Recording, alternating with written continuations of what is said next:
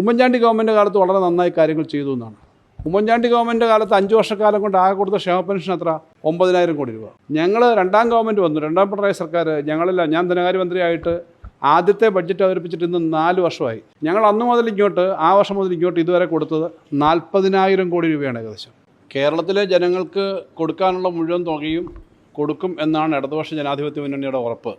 അത് ബഹുമാനപ്പെട്ട മുഖ്യമന്ത്രി തന്നെ കഴിഞ്ഞ നിയമസഭയിൽ, കഴിഞ്ഞ ബഡ്ജറ്റ് സെഷന് മുമ്പത്തെ സഭയിൽ തന്നെ പറഞ്ഞിരുന്നു, ഞങ്ങൾ ചില പണം കേന്ദ്രത്തിൽ നിന്ന് പണം കിട്ടാത്തത് കൊണ്ട് തന്നെ കൊടുക്കാൻ പറ്റിയിട്ടില്ല. കിട്ടാത്തതെന്ന് പറഞ്ഞാൽ നമുക്ക് അർഹമായതിൻ്റെ പകുതി പോലും കിട്ടുന്നില്ല. പ്രശ്നം എല്ലാവർക്കും അറിയാം. ഇപ്പോൾ ഇന്നലെ ഞാനിവിടെ വന്നിട്ട് തന്നെ ധനകാര്യമന്ത്രിയെ കാണാൻ പോയത് ഈ വർഷം പുതുതായി വെട്ടിക്കുറച്ച 6,000-ലധികം കോടി രൂപ കിട്ടണം എന്നാവശ്യപ്പെടാനാണ്.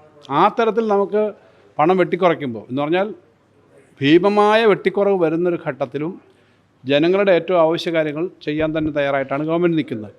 അപ്പോൾ അതിൻ്റെ ഭാഗമായിട്ട് മുഖ്യമന്ത്രി നിയമസഭയിൽ പറഞ്ഞിരുന്നു, റൂൾ 300 സ്റ്റേറ്റ്മെൻറ്റ് അനുസരിച്ച് ഞങ്ങൾ കൊടുക്കാനുള്ള 5 ക്ഷേമ പെൻഷൻ അത് ഞങ്ങൾ 2 വർഷമായിട്ട്, 2 ഗഡു കഴിഞ്ഞ വർഷവും 3 ഗഡു ഈ വർഷവും കൊടുക്കും. അതുപോലെ തന്നെ രണ്ട് ഡി എ വെച്ച് കൊടുക്കുമെന്ന് പറഞ്ഞു.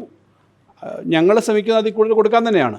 അപ്പോൾ ഏതായാലും അതിൻ്റെ ഭാഗമായിട്ട് കഴിഞ്ഞ വർഷം 2 ക്ഷേമ പെൻഷൻ കൊടുത്തു. ഈ വർഷം ഏപ്രിൽ മെയ് മാസം തുടക്കമാണ് 3 ക്ഷേമ പെൻഷൻ ഈ വർഷം കൊടുത്ത് തീർക്കുമെന്നാണ് പറഞ്ഞത്.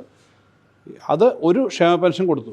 ഈ ക്ഷേമ പെൻഷൻ നമ്മൾ കൊടുക്കുന്നു എന്നുള്ളത് കണ്ടിട്ട് തെരഞ്ഞെടുപ്പ് പ്രചരണത്തിനിടയിൽ അദ്ദേഹം പ്രാസം ഒപ്പിച്ച് പ്രസംഗിച്ച് ആവേശം കൊണ്ട് പറഞ്ഞതാണ്, ഇവിടുത്തെ ക്ഷേമ പെൻഷൻ കൊടുക്കുക എന്ന് പറഞ്ഞാൽ അത് കൈക്കൂലി കൊടുക്കുന്ന പോലെയാണ് വോട്ടർമാർക്ക്, ഇവരെങ്ങനെയാണ് ചെയ്യുന്നതെന്ന് അദ്ദേഹം പറഞ്ഞത് ഒരു ശരിയായ സ്റ്റേറ്റ്മെൻ്റ് അല്ല.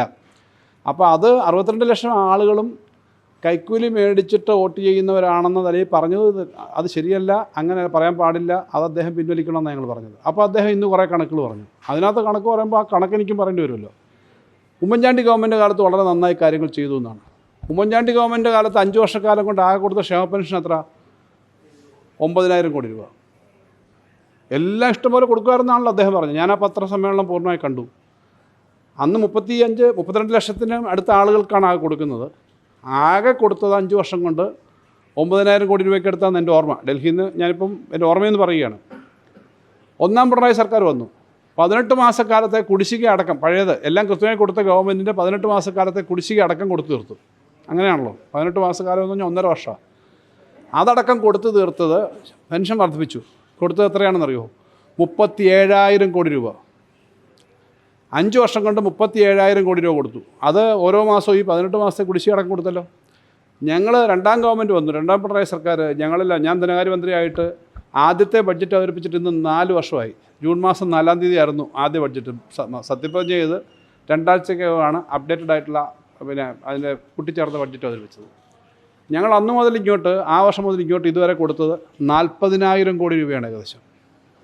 ഈ മാസം 4 വർഷമാകുമ്പോൾ, 5 വർഷമാകുമ്പോൾ ഇപ്പോഴത്തെ കണക്കനുസരിച്ച് കൊടുത്താൽ തന്നെ 50,000 കോടി രൂപയിലധികം കൊടുക്കും.